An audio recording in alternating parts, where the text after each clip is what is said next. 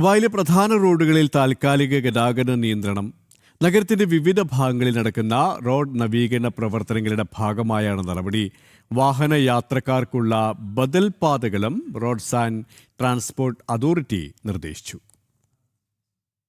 ദുബായിലെ അൽഖലീജ് സ്ട്രീറ്റിലും ഹെസാ സ്ട്രീറ്റിലുമാണ് പ്രധാനമായും ഗതാഗത നിയന്ത്രണങ്ങൾ ഏർപ്പെടുത്തുന്നത്.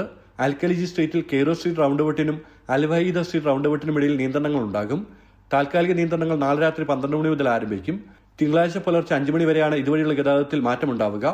ഹെസാ സ്ട്രീറ്റും ഫസ്റ്റ് അൽഖീൽ സ്ട്രീറ്റും ചേരുന്ന ഇന്റർസെക്ഷനിലും വികസന പ്രവർത്തനങ്ങളുടെ ഭാഗമായി ഗതാഗതം വഴിതിരിച്ചുവിടും. ഇന്ന് രാത്രി 11 മണി മുതൽ തിങ്കളാഴ്ച രാവിലെ 8 മണി വരെ നിയന്ത്രണങ്ങൾ തുടരും. ഗതാഗത നിയന്ത്രണത്തിന്റെ ഭാഗമായി യാത്രക്കാർക്കായി പ്രത്യേക മാർഗനിർദ്ദേശങ്ങളും Dubai roads and transport authority പുറത്തിറക്കി.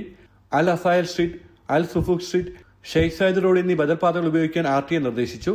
വാഹനമോടിക്കുന്നവർ റോഡിലെ ദിശാസൂചകങ്ങൾ കൃത്യമായി പാലിക്കണമെന്നും നിർദ്ദേശത്തിൽ പറയുന്നു.